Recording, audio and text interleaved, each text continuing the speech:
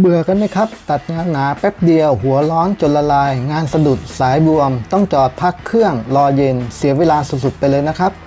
ลองเปลี่ยนมาใช้สายตัดพลาสมาระบบวอเตอร์คูลระบบวอเตอร์คูลนี้ระบายความร้อนด้วยน้ำวนเข้าหัวตัดโดยตรงเย็นเจี๊ยบตลอดการทำงานสายตัดนี้บอกได้เลยว่าอึดทนลากยาวได้ทั้งวันไม่ต้องกลัวร้อน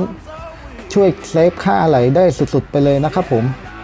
เรามีให้เลือกทั้งใช้กับเครื่อง CNC และตัดมือตามปกตินะครับผม